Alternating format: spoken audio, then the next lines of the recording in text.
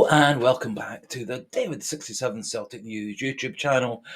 This Sunday morning video is going to be a post-match review of Celtic's rather disappointing 2-1 loss yesterday lunchtime against Hibs. A game of two halves, a game of a few controversies and debatable decisions, and first half performance that was poor all around, with very few players coming out with credit in the second half. 3 good substitutions did put Celtic back into the game, and on another day Celtic would have managed at least to draw, if not win that game, based on their second half dominance. However, the game goes down as a 2-1 defeat.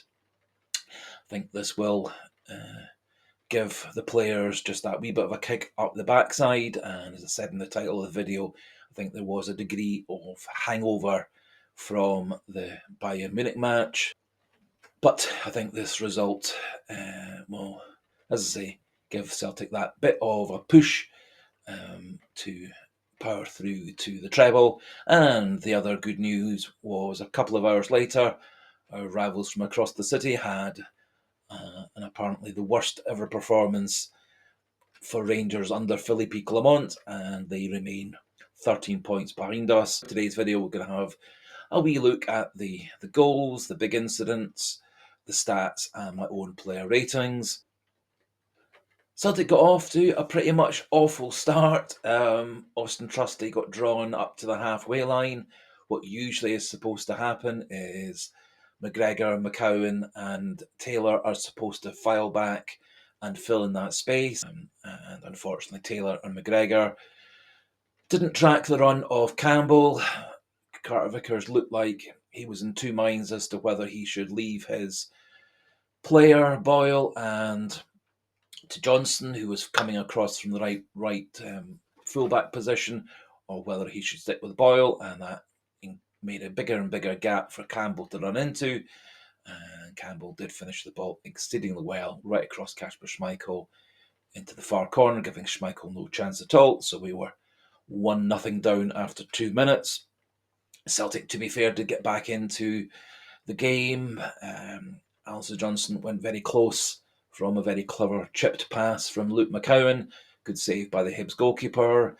Arnie Engels had a rather disappointing weak direct free kick that was easily saved by the goalie in his bottom left-hand corner.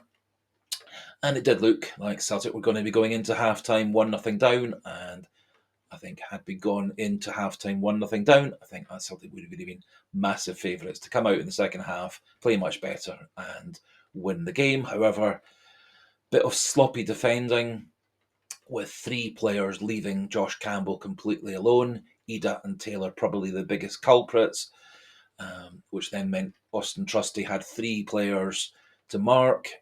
He left the 2 players at the back post and came forward to try and challenge Josh Campbell, who did manage to header the ball across Kasper Schmeichel. Do wonder whether Schmeichel could have just managed better to save that header, as it wasn't with a lot of pace, although it was slightly loopy. Goal was initially disallowed, but quite correctly, unfortunately, was onside when all the lines were drawn. And Campbell was a few centimetres onside, and Celtic went in 2-0 down at half-time. We made 3 subs, bringing on Schlupp and Jota and Hatate, and that certainly did make Celtic a lot better. And it was quite strange that the 3 players who were left out of the starting lineup on Tuesday against Bayern were the 3 who performed by far the poorest. And the other players who had a good excuse of maybe being a wee bit tired from the midweek exertions were the ones who actually played better, although probably Dyson Maida was the only one who I think truly played well in the game, particularly in the second half. Celtic did get back to 2-1 down. Dyson Maida chasing down a mishit shot or pass from Hatate and squeezed in the ball underneath the goalkeeper, who for me was quite massively at fault for that, as it really should not have been Maida's ball to win. Maida did, however, squeeze the ball in, so Celtic were 2-1 down. Then I think one of the critical moments of the match, in the 76th minute, Jota made a brilliant run down the left wing, beating players, breaking into the box, weaving round the defenders and goalkeeper. He then had the obvious pass to Kuhn in the just on the edge of the 6-yard box, or Maida over at the back post, both of whom would have been practically open goal shots for them. However, he chose to shoot for the middle of the goal himself, and Rocky Bashiri, their centre back, had managed to hobble his way back onto the goal line, and Jota's shot was blocked.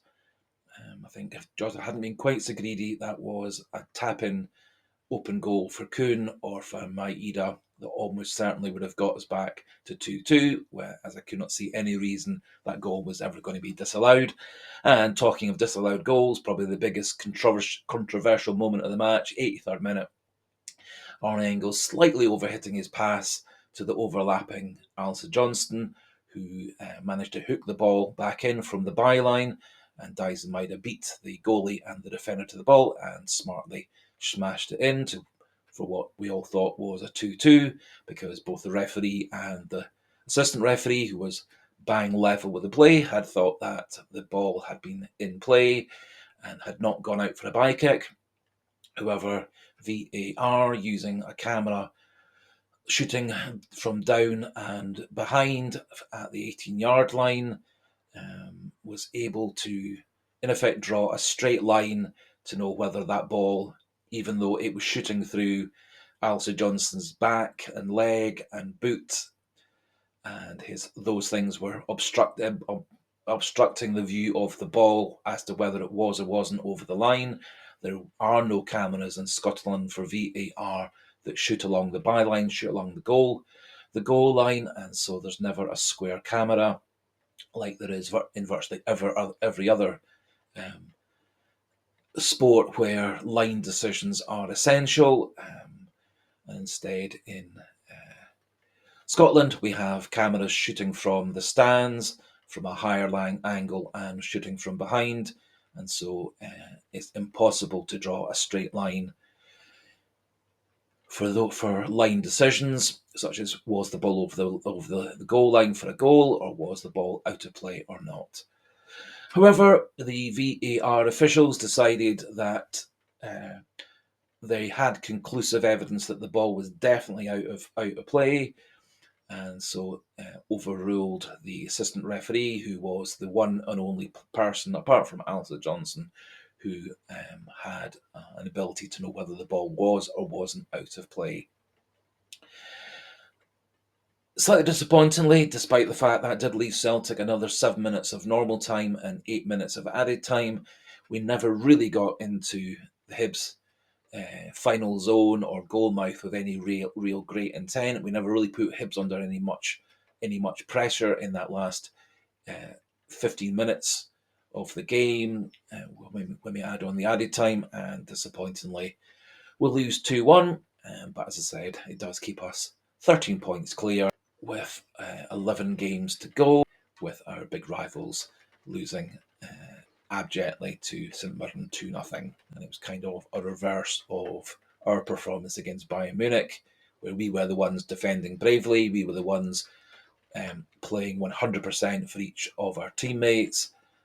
Yesterday, far too often Celtic got rather isolated and didn't play as a team, such as when Taylor and McGregor and McCowan don't track the midfield runners, such as where 3 Celtic players are standing there watching Josh Campbell make his run. None of them are tracking the run. Probably Adam Ida most at fault for that one, given the fact that he is over 6 foot, the one who would be the best to challenge Campbell in the air.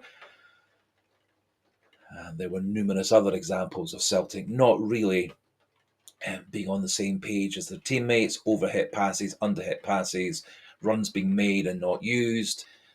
Did improve a lot in the second half, but that first half, it was almost as if Celtic were playing as a bunch of strangers, all of whom were playing for themselves and not playing for the team.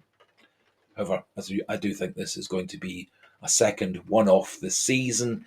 The performance in the first half was just as bad as it was when we lost to Rangers 3-0.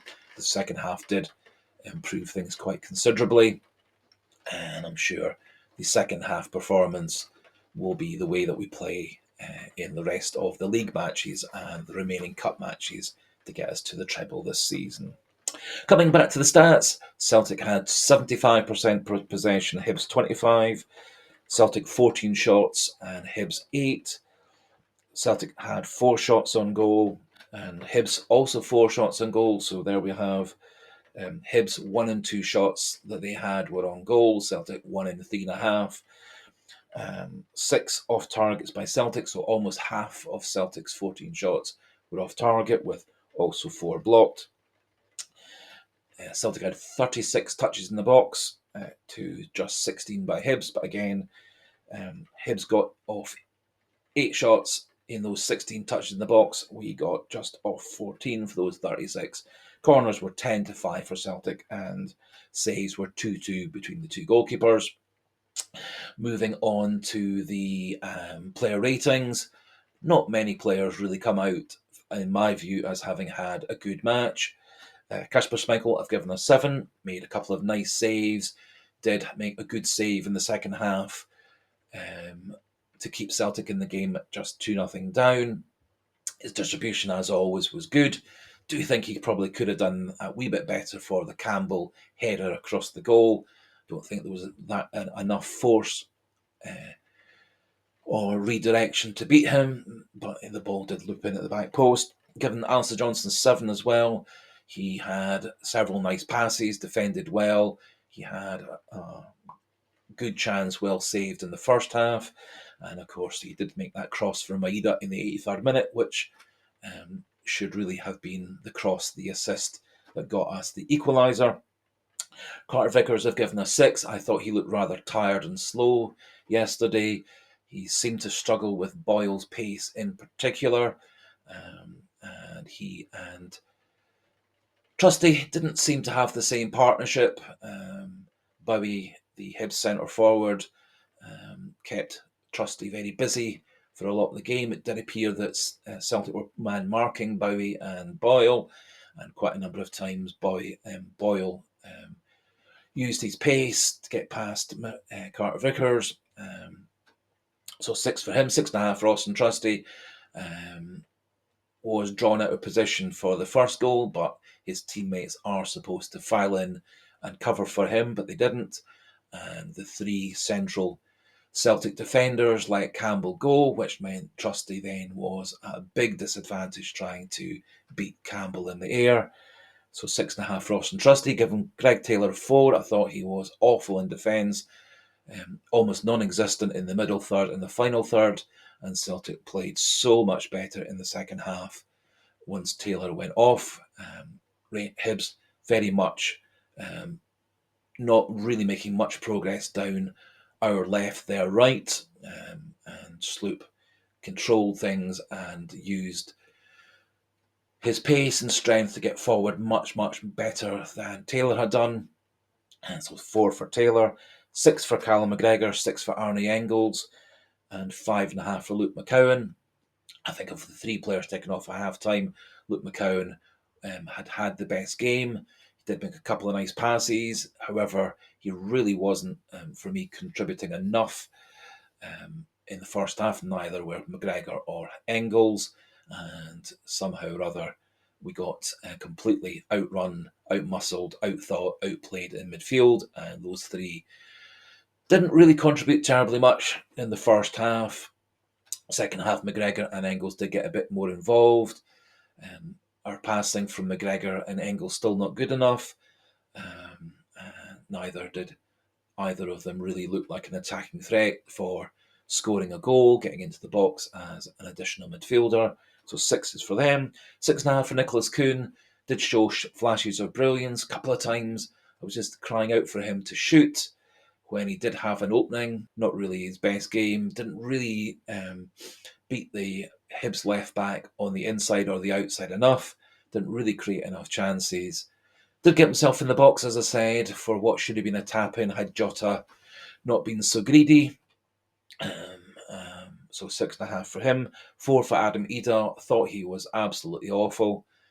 At fault for the second goal. Campbell was his man when that ball was looped back in. I scarcely remember Ida doing anything up front in terms of holding the ball up, beating any Hibs players, or getting a proper shot on goal. So 4 for him. And I think it will be a one-off blip, although I'm fully expecting Maeda will be the starting central striker for the game against Aberdeen on Tuesday. In terms of the subs, I've given 6.5 for Hatate, Jota, and Schlupp. Thought they all contributed far better than the people they replaced. Jota, quite a lot of flashes of great skill down that left-hand side. However, his final ball didn't really find any Celtic midfielders or attackers in the box. He did make that brilliant run down the left wing, which should really have gone into the net by passing to Maeda or Kuhn, but he didn't. Schlupp, much more effective than Taylor. Lots of nice passes, a couple of nice crosses, good in defence, looks much better than Taylor in the air, much stronger, and I would be actually perfectly happy now if Celtic kept Schlupp as our number 2 left back and let Greg Taylor go off to pastures new. Didn't think I would be saying that a couple of months ago, but for me, Schlupp looks twice as good as Taylor. And if Schlupp's happy being a backup to Kieran Tierney next season, I would go with Schlupp for a couple of years whilst we're bringing through a young Scottish left back and using Kieran Tierney as our number 1.